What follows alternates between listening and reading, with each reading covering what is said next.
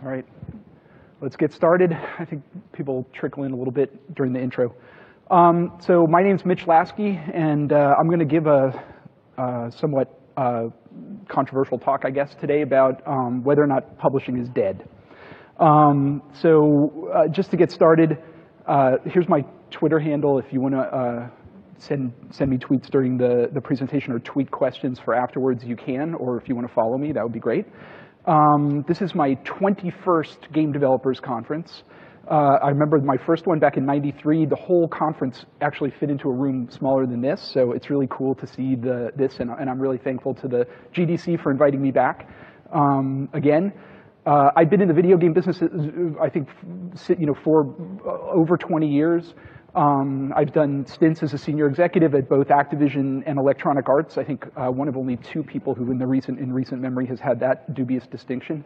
I've done two startups, one of which didn't work, one of which did. And so I've sort of seen the business from all sides. And today I'm going to kind of take you through how I look at the business today from the perspective of an investor. And I'm currently today a general partner at the firm of Benchmark Capital here in San Francisco. Benchmark is an early stage venture capital firm.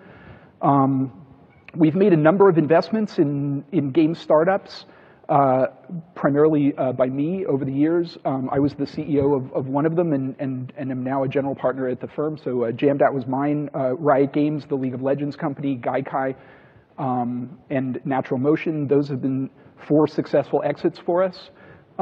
We've also got a number of interesting companies still in our portfolio, including Jason Citron's Hammer and Chisel and Genova Chen's That Game Company. We also invest in more conventional startups, some of which you may have heard of, like Twitter and Uber and Instagram and Snapchat.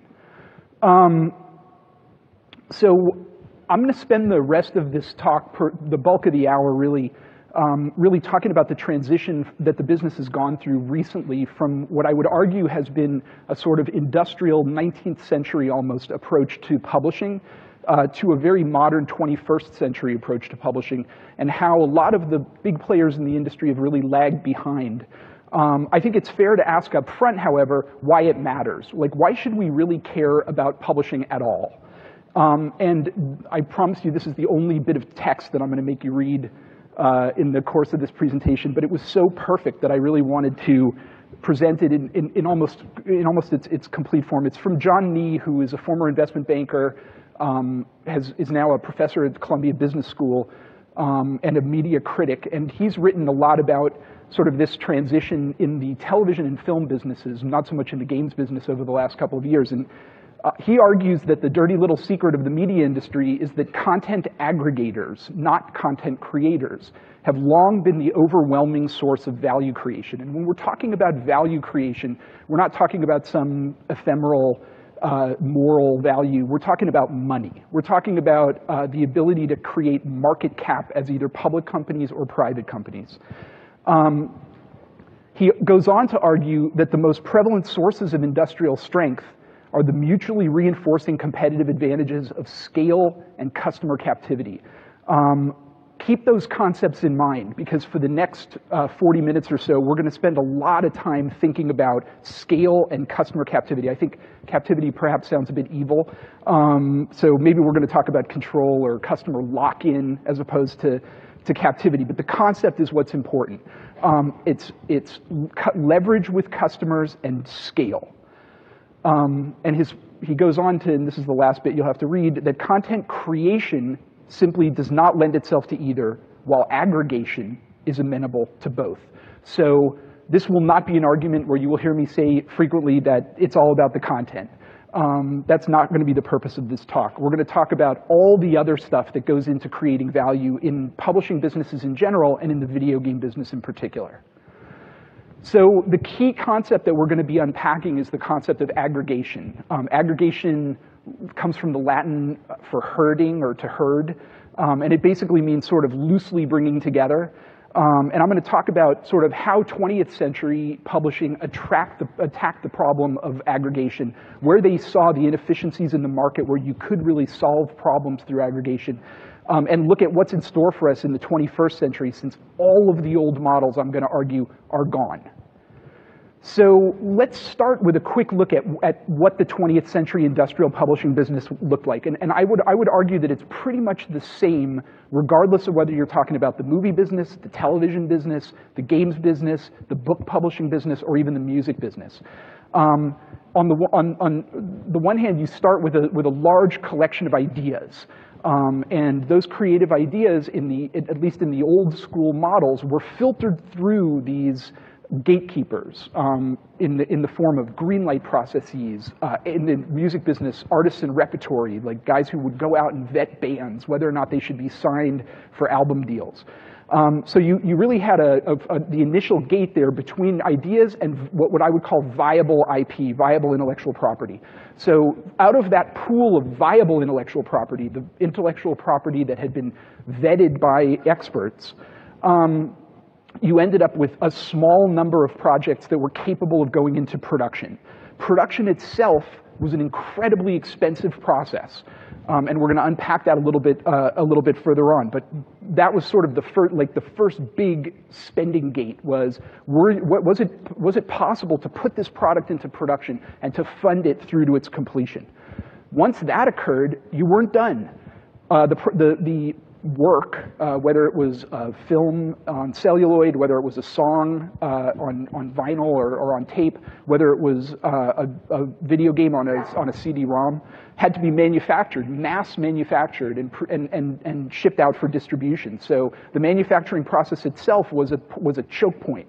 The ability to produce millions and millions of units in order to ship out into commerce gave industrial scale advantages to publishers who could organize around it. Further, you had to distribute to a broad array of retail outlets. Let's take the video game business as an example. When I got into the business in 1993, 1994, there were very few big box retailers of any real size, and 50, 60% of the business was mom and pops. And so you had to really figure out a way to organize your distribution so that you could get shelf space in all of these disparate locales all around the world.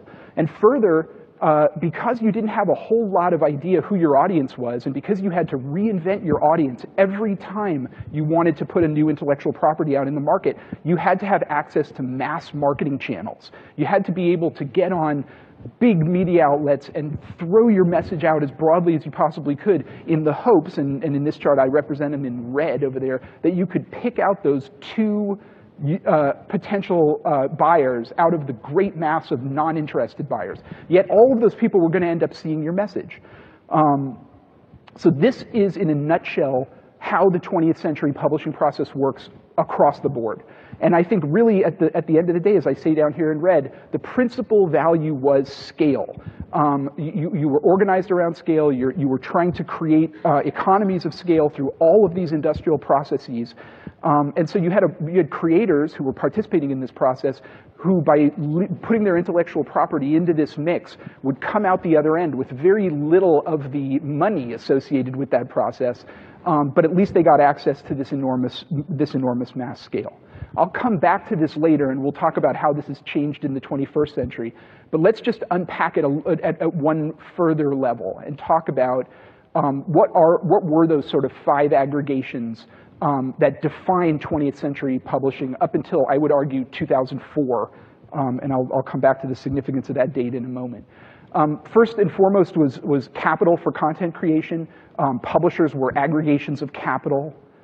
Second was mass production, as we said before. The ability to organize around production at scale was an important component of being able to address this mass market. Mass distribution, we've talked about. Mass marketing, or the ability to market through mass media.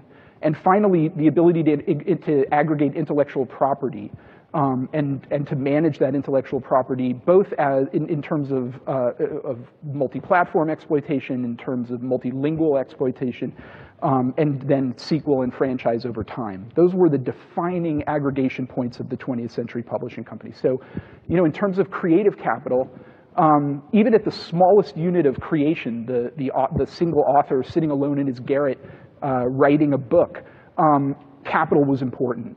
You go back and look at some of the letters of 19th and early 20th century writers, and they're always writing to their publishers trying to get advances. They sound very much like small developers in the video game business.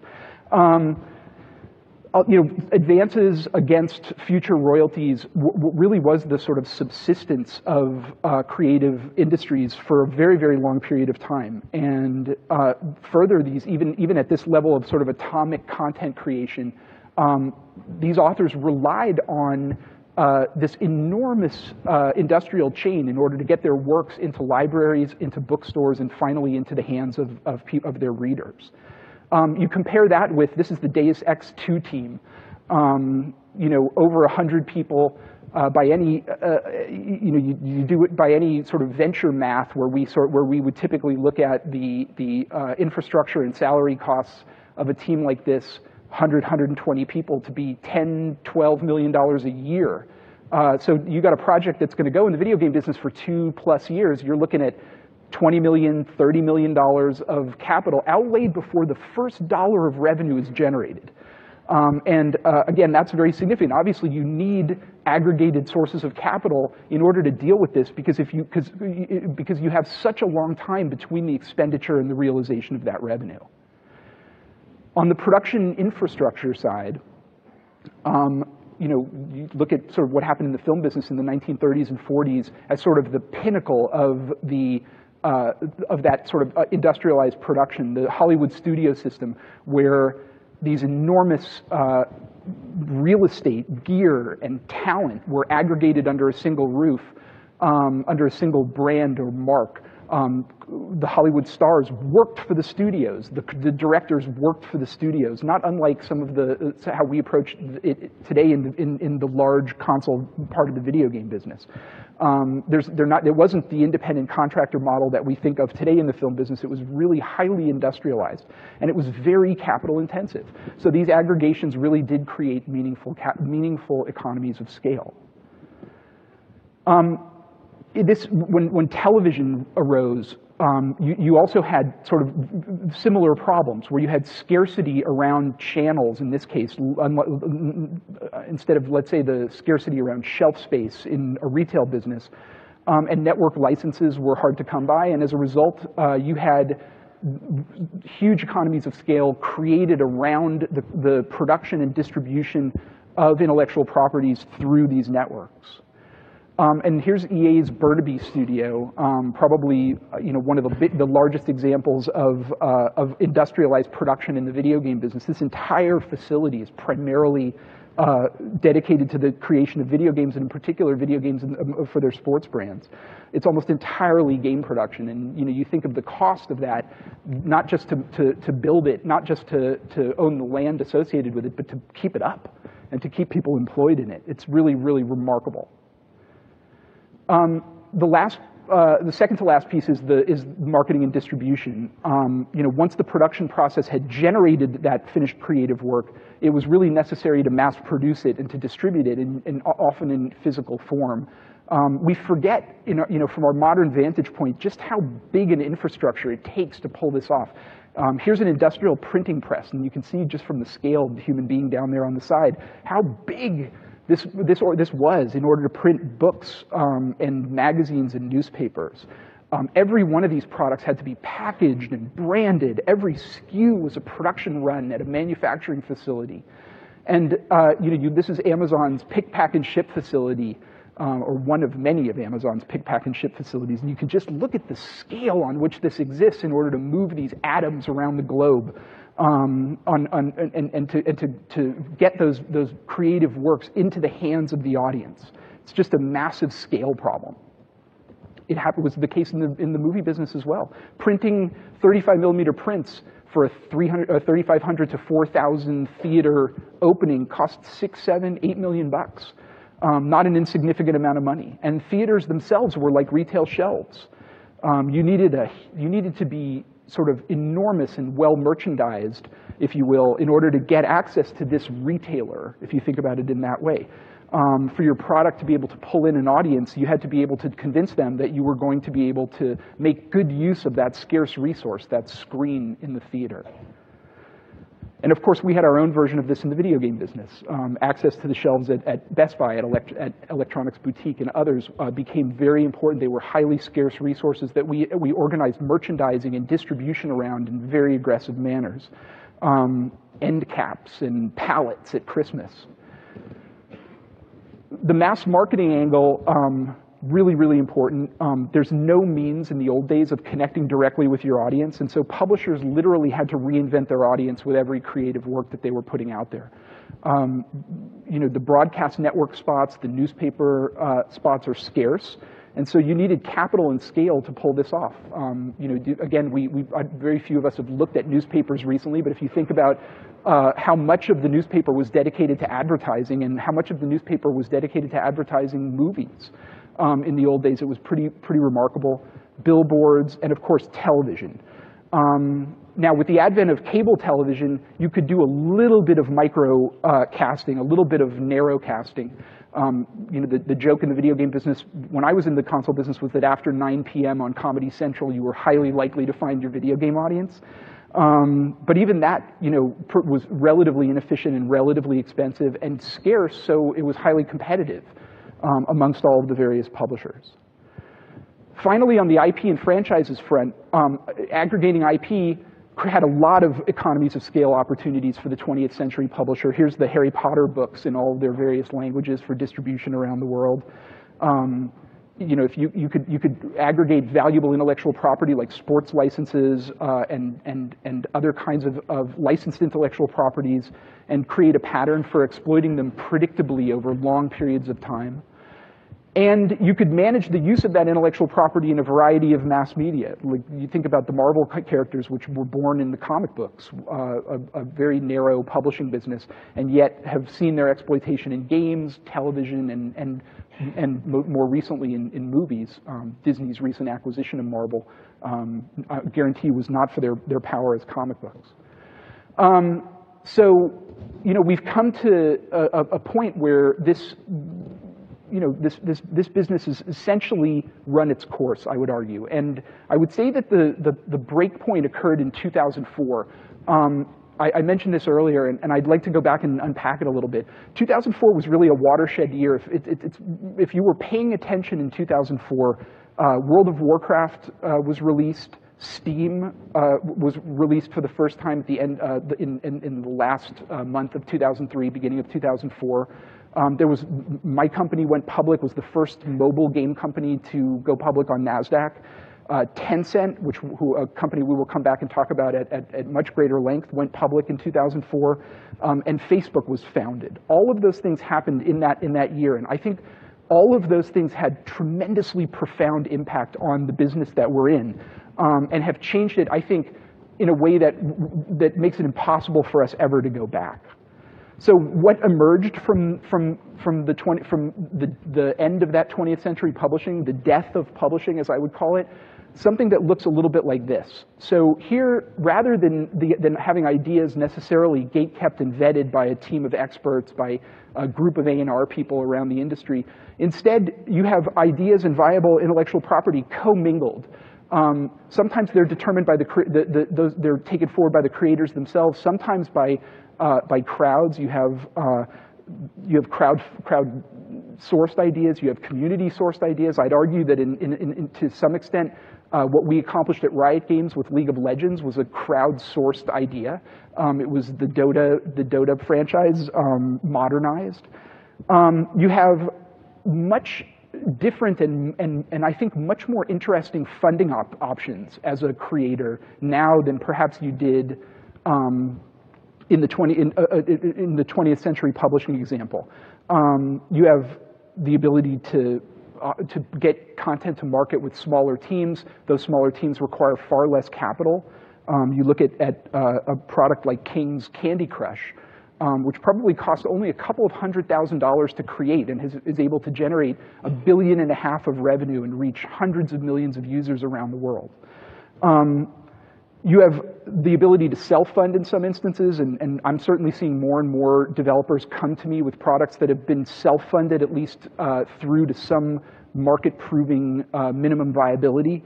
And finally, you have venture capital, which historically was unavailable to fund game production on any level, but which more recently, through some of our efforts and the efforts of some of our competitors in the venture business, has become a viable option for a lot of companies in the space. So I think that's greatly democratized the production end of the business. On the distribution side, if you're distributing your content electronically, the mass manufacturing of products becomes irrelevant.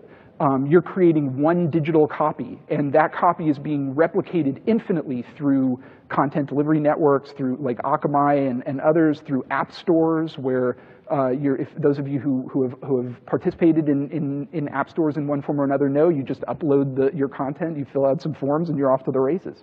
Or direct distribution from your own website through your own server farms.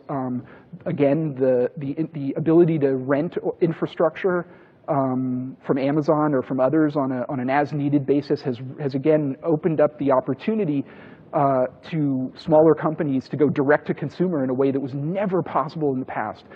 You used to have to build to peak demand. Now you don't have to build to peak demand. You can build to average demand, and you can burst.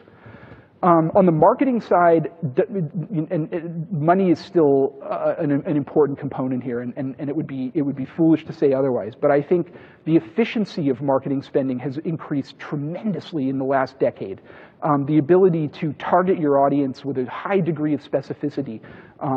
Ad networks now, and we'll talk about some of them a little bit later in the presentation, are able to get you customers who are very highly qualified to be not just customers of your product and players of your game, but also spenders, monetizers. You have the ability to market through community, and you also have the ability to, again, because of the proliferation of cable television, of YouTube, of other sources of mass media that have really broken up the stranglehold of the networks and the larger television aggregators, the ability to find micro-targeted communities of users in a variety of forms. So I think all of this, I would argue, has eliminated these economies of scale, these old economies of scale, as significant competitive advantages for publishers, and instead, I think, has really created a form of intelligence or smarts as the principal competitive advantage to navigating this new 21st century publishing environment. You got to know what you're doing. You got to know how to use the right media. You got to know how to make the right content. You got to know how to create your game in a way that monetizes. And you got to figure out interesting new ways to get it funded.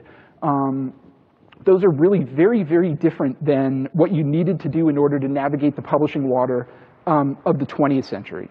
So, back to this concept that we talked about earlier in the presentation, aggregation. Given this new reality, given the changes that have occurred in the business in the 20th century, or from the 20th century to the 21st century, really what are the new points of aggregation around which you can scale to create really valuable businesses in the video game business these days? You can't do it through distribution anymore. You can't do it through mass marketing anymore. You can't do it through industrial production anymore. You can't do it through massive vertical integration of intellectual property. How can you do it? And I'd argue that there's 4 new, what I would call choke points. These are 4 inefficiencies in the current market that have arisen as a result of this migration from the 20th to the 21st century publishing scheme. And those choke points are, and to anybody here who's published a mobile or a social game, these will seem perfectly obvious. They are discovery, sort of how you get your game noticed, how you get your game in front of the right users. Customer acquisition, once you've got your game discovered, how do you get that user to download your game and to become a customer of yours, a player? Third, I would argue engagement. And a lot of people would use retention in the place of engagement. I actually think retention is kind of a false god in this pantheon. I think if your game is engaging, if you can actually create a game of sufficient quality that creates passion in the users, that is effectively what enables it to retain, what enables you to retain those users. I think the idea that that we should be obsessing over sort of D1, D2, D7, D15 retention percentages is absurd. I'd argue further, and I'm going to argue it a little bit in the context of a particular instance. If you can create really passionate engagement around an intellectual property, it has value way beyond its retention significance. So I don't know how many of you guys watched True Detective on HBO. But True Detective created a very highly engaged audience around as it led up to its finale last week or so, and that audience got on social media, it got on blogs, it engaged even members of the media themselves who talked about it, and they ended up with a 7.5 or 8 share, which is remarkable for HBO. For the finale, they crashed HBO Go with the amount of traffic that was coming through, and I think that was indicative of the value of engagement in the modern market in terms of getting these intellectual properties, these creative works broadly distributed and broadly accessed. And then finally, monetization. What percentage of your audience in what is most likely going to be a free-to-play context is going to monetize, is going to pay you, is going to feel like either they're frustrated enough or happy enough or whatever to open the wallet, put in the credit card, and give you some money for your virtual goods. So let's parse these a little bit more. Let's start with discovery. This is the new retail shelf, right? This is Electronics Boutique circa 2014. You have, I mean, again, 2,000 plus new games published every month on iOS alone. Think about that. 2,000 new games published on iOS every month. So look, this is an appalling amount of noise in our business, and you compare that to what it was like being in what seems almost pastoral in the console game business by comparison, where we were picking our weekend to launch and thinking, oh, maybe there'll be one other game that comes out that weekend. Those days are long gone, and so being able to figure out how to get discovered above this noise is incredibly important. One of the ways that a lot of mobile and social game developers have sort of locked in on is the idea of getting featured by the App Store. I would argue that's probably not a sustainable competitive advantage, begging for features, but it does work, and I've certainly been the recipient through some of my portfolio companies of featuring by the platform, and it's just a transformative experience, and it's a transformative experience because it pushes you up that discovery stack to a point where you really can get in front of masses of users in a really interesting way. I would argue that word of mouth is a really interesting and an often ignored way to get your product discovered. And that means you actually have to make something good and something that's mentionable. Finally, I would say the community is a really important piece of it. And again, looking at the League of Legends example, we had I think when they were pitching me on making the investment back when it was just a couple of them and a wireframe, the idea was that there was an 11 million user Dota community apparently out there. I doubt really seriously whether there were actually 11 million users in the Dota community at that time, but even a couple of million highly engaged, highly passionate users is enough to tip that first domino and start that kindling wood on fire to get you into a position where you can get that buzz, you can get that word of mouth, you can get that feature, and you can get up above that noise for discovery. And if you're lucky, you can get Oprah to talk about your Surface. Customer acquisition. Unfortunately, customer acquisition in this modern world, which is, again, the second of the 4 pillars, has gotten kind of a bad reputation. I think most of the sleazy shit that goes on in our business goes on around the customer acquisition piece of the market. There's all of the kind of scammy aspect of the modern business, which is so appalling to so many people from the games business, I think is centered around here.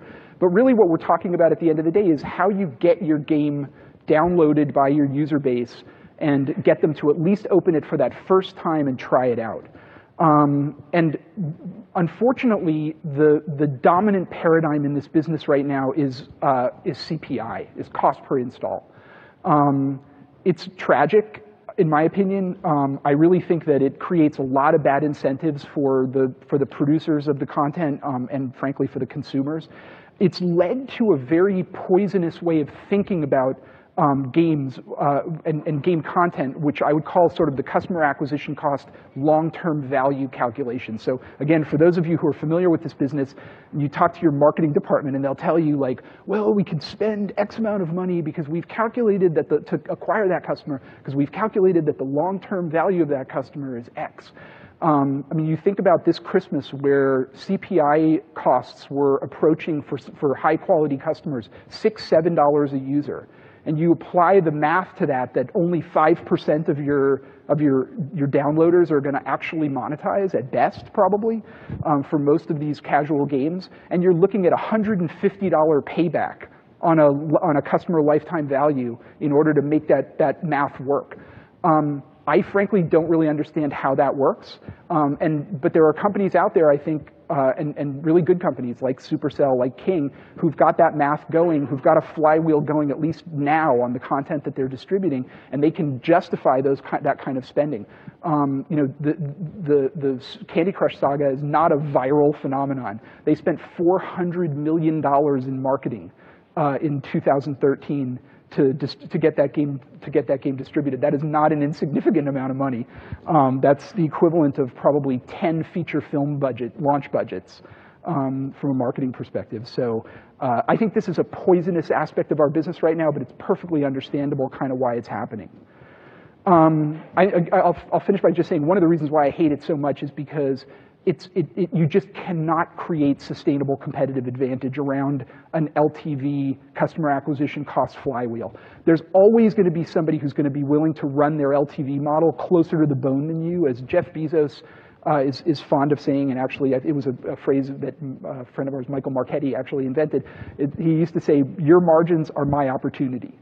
And that is most true in that customer acquisition cost lifetime value calculation, because there's always going to be somebody out there who's going to be willing to do it for lower margins to run their model closer to the bone than you. So be wary. As soon as I hear that somebody come in and pitch me and say, "Hey man, you need to give me $5 million so that I can run my customer acquisition cost model because look at these lifetime values," I just turn off. There's nothing more to say.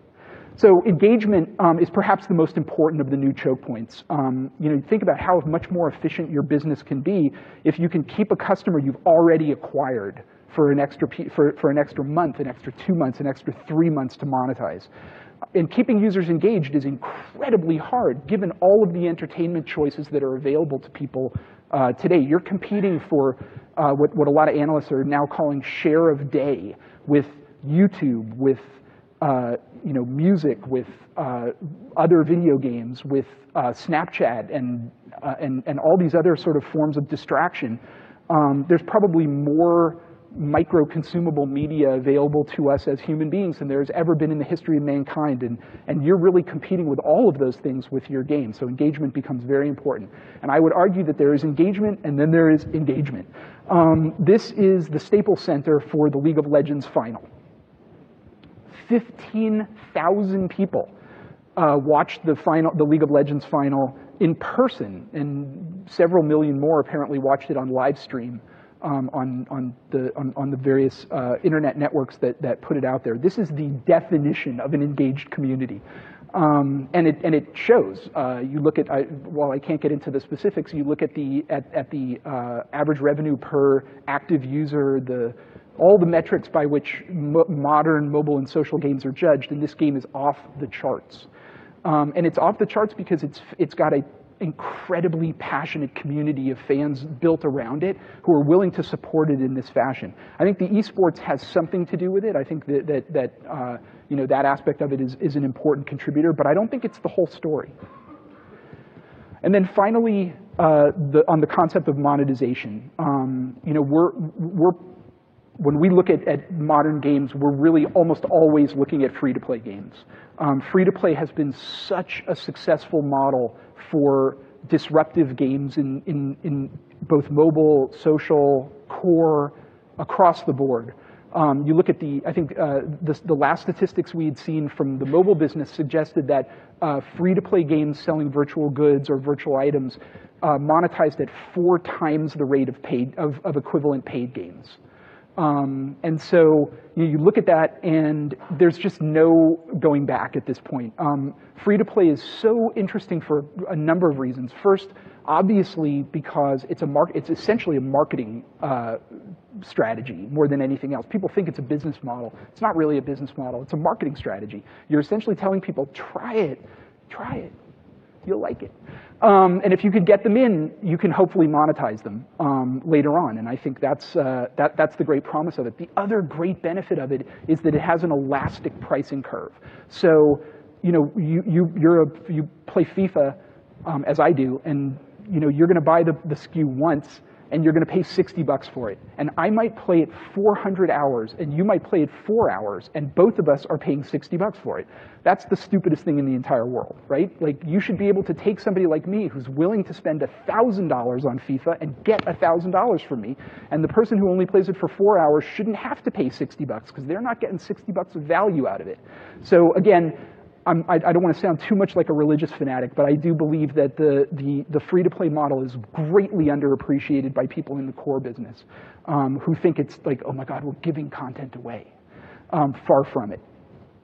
So, there's a lot of models for this, some more palatable than others. I think it's hard to argue with the likes of a game like Candy Crush Saga, which is going to do, $1.5 billion in revenue on a trailing 12 months basis by basically, creating more and more complicated puzzles, frustrating you and getting you to pay to overcome them. It's kind of genius.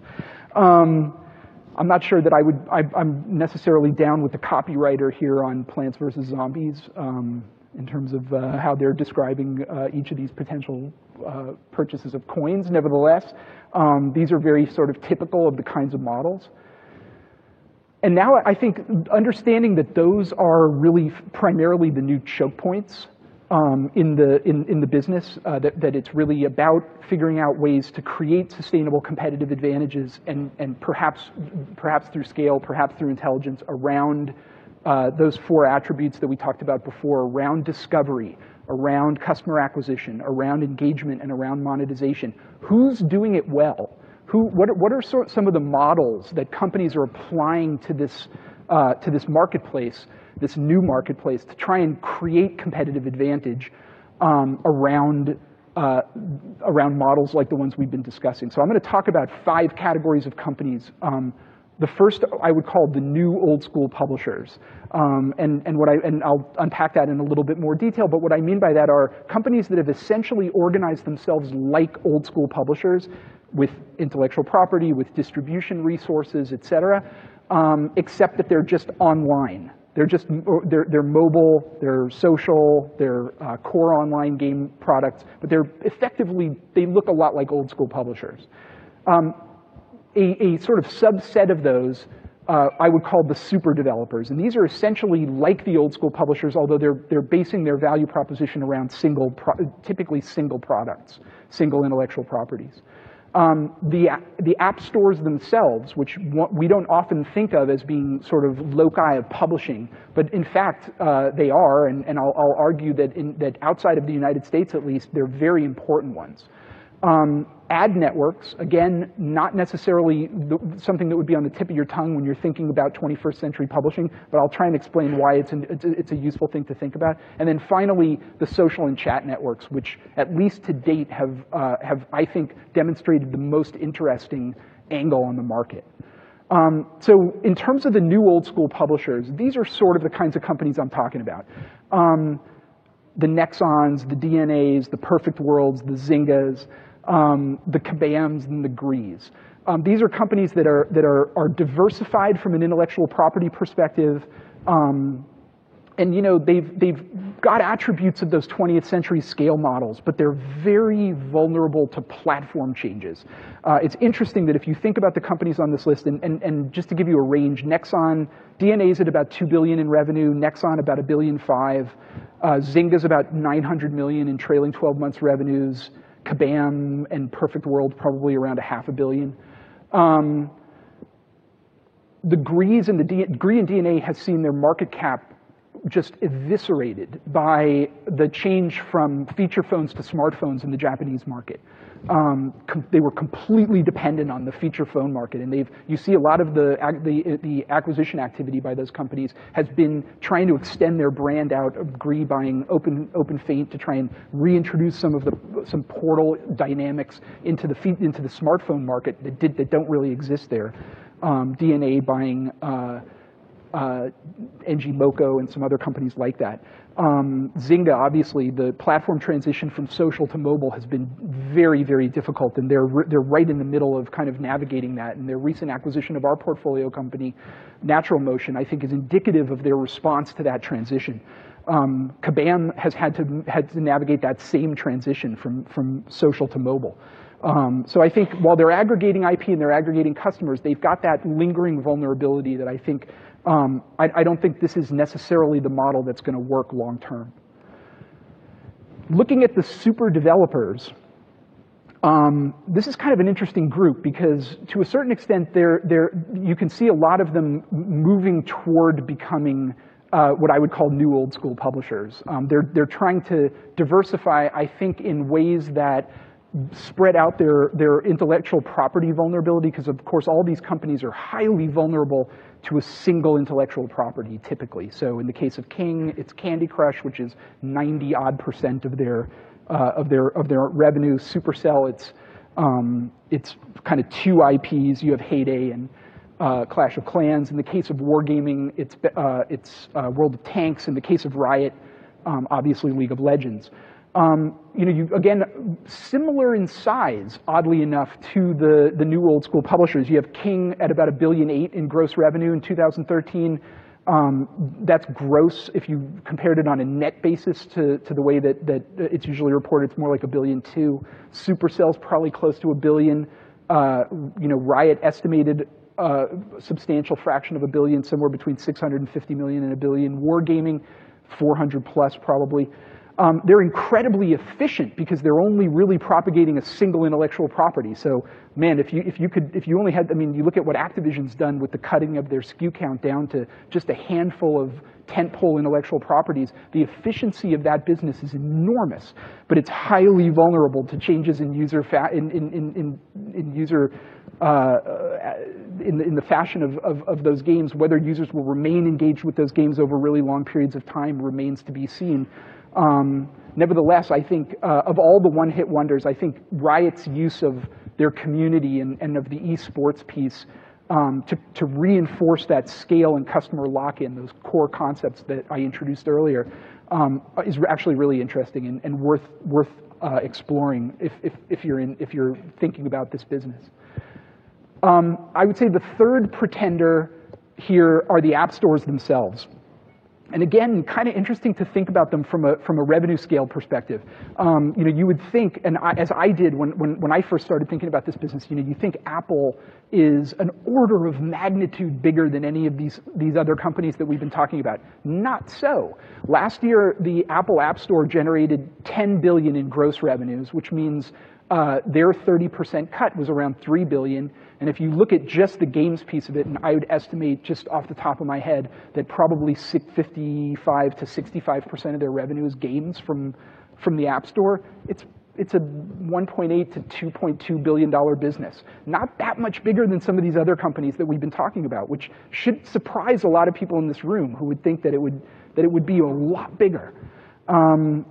You got Steam on this list, which I actually characterize very much as an app store. I think they're, they think like an app store. You see them moving into the hardware business with their forays into console, into into operating systems, et cetera. And that's the behavior of an app store company, more like an Apple or a Google than like some of the other companies that we've been discussing. The great competitive advantage that these companies have is they have your credit card. And do not underestimate the power of that, the ability to create that frictionless commerce. I don't know how many of you are Amazon Prime customers, but Amazon Prime has to be one of the great human inventions in terms of commerce.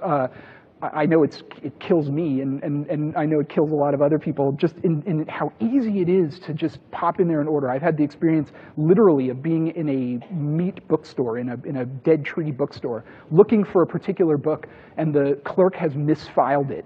And while they're rooting around in their computer system that they can barely understand, I've literally ordered the book on my mobile phone on Amazon and walked out of the store. And that's just horrifying, but it's the efficiency of that ability to have the credit card on file and facilitate that e-commerce transaction that's so valuable. This is a weird one, and I put it on here because I think people don't pay enough attention to these companies, and that is the ad networks and the analytics companies. And I put Facebook Mobile in here because Facebook Mobile is effectively a big ad network, which is generating a lot of games revenue. I would argue they're claiming $1 billion in mobile revenue, in mobile ad revenue, and I would guess again that it's probably 50% games. So it's right again in that sweet spot, in that 500 million to a couple billion in revenue. The other ones are obviously significantly smaller, and like I said, while it may seem weird to put them in here, when you think about those choke points, engagement, customer acquisition, monetization, these companies have an enormous amount of data about who are good customers for what games, who are cross-marketable, et cetera. And I think I wouldn't be surprised to see some of these companies get acquired. You saw actually a very interesting phenomenon that no one paid any attention to. There was a company called Onevo that was acquired by Facebook back about 3 months ago. We used to rely on Onevo tremendously in the venture business to see what was working, because they had incredible data from the mobile business about like what was getting downloaded and why. And Facebook acquired it and brought all that data in-house. And it was, nobody noticed it, but it was one of the most brilliant acquisitions that they've done in recent memory. And then finally, the social and chat networks. And I would argue that these companies are probably the best positioned of anybody to become the new aggregators of the modern world. And I'll talk about one of them in a little bit more detail and then wrap up. You look at Line in Japan, you look at Kakao in Korea. By the way, Kakao, which is a pure distributor, and probably did 800 million in trailing 12 months revenues, of which they keep 30%, so it's about a $250 million profit, business in that regard. They have 10 of the top 10 Android games in Korea, right? I mean, it is remarkable how much market power these companies have. And why do they have that market power? Because they have your attention. These chat apps are opened by users 6, 7, 8, 10 times a day. And so the ability to insinuate advertising and other kind of discovery and customer acquisition hooks into those networks is remarkable. And it's proving out. Line is probably doing about $500 million in annual gross gaming revenue. You've got Kakao, like I said, at about 800 million. I think the number I saw from an analyst who had tried to parse it was that they're doing $20 of gaming spend per monthly active user on an annualized basis, which is really outrageous. And then WeChat, which is owned by Tencent, is probably about $500 million in revenue from gaming.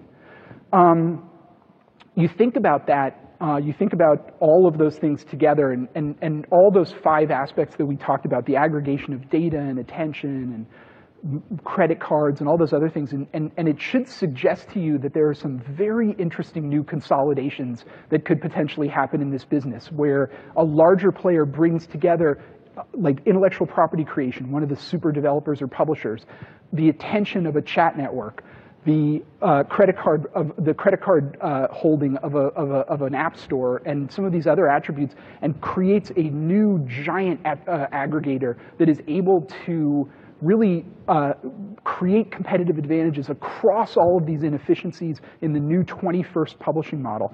And you think, wow, that's a fantasy. Bullshit, it exists today. It's called Tencent. Tencent is the largest video game company in the world. $5.6 billion in revenue last year. They're bigger than Sony, they're bigger than Microsoft, they're bigger than Electronic Arts, they're bigger than Activision. They are the biggest video game company in the world. And they have been doing exactly what I'm talking about. They bought Riot, they bought Epic, they have Tenpay, which is their own credit card processing capability. It's equivalent to PayPal here in the United States. Qzone, their social network, has 500 million active users. QQ, their IM product for the desktop, about 400 million. WeChat, I think 250 million monthly active users and growing. This is basically what the new publishing business in the 21st century looks like. And I think we're going to start to see, I think oddly enough, in the West, no one's paying attention to this. There's very few people in the video game business. You go and sit down with video game executives across the spectrum. Very few of them would be able to really unpack what's going on with Tencent. But I would argue that this is the most interesting thing that's happening in our business and the scariest thing that's happening in our business. And I think this points the way toward the future of publishing in the video game business. And with that, I'll take some questions.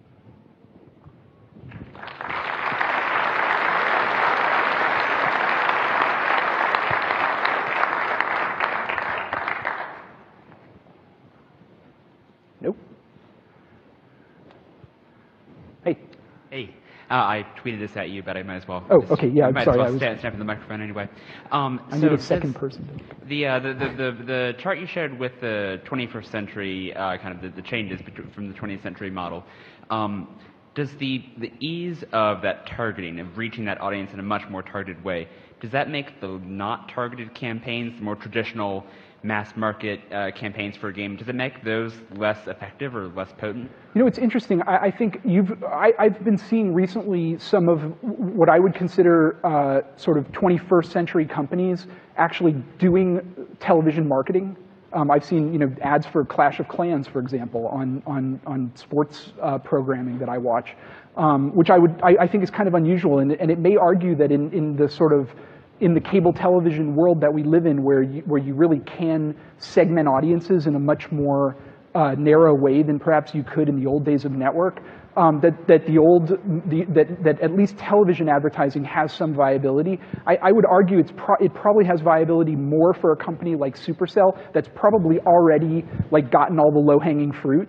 And they're really trying to pick that fruit from the very top of the tree, and people who've never heard of Clash of Clans before. And in that case, maybe television advertising has some marginal effectiveness, but I wouldn't start there, I guess would be my answer.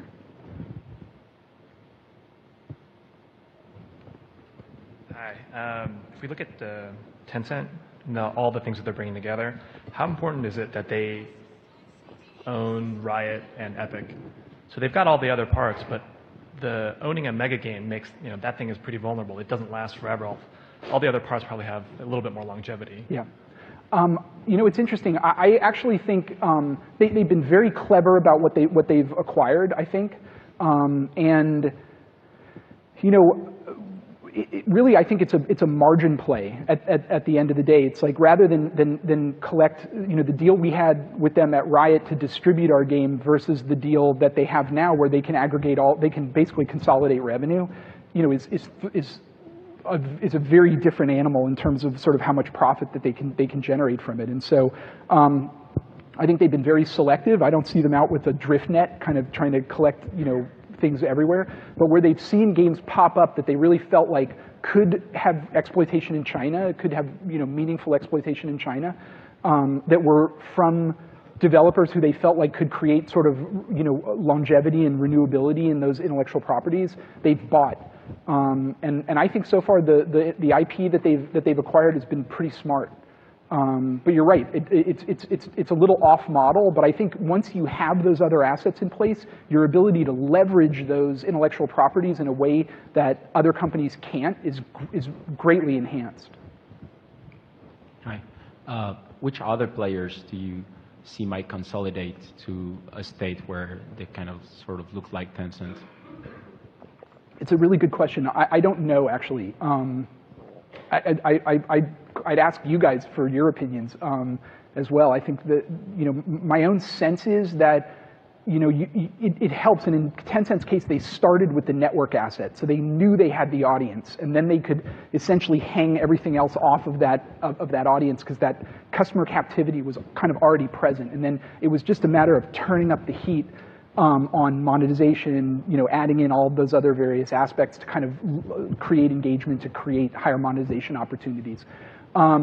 So I would say that if I were being asked, if I were a betting man, I would be looking at the networks as the most viable consolidators. But that doesn't really preclude necessarily a publisher who's starting with the IP from then rolling up a smaller network that's highly targeted into that corporate organization and making use of it in that way. Okay, cool. Well, thanks for coming, and I appreciate you listening to me.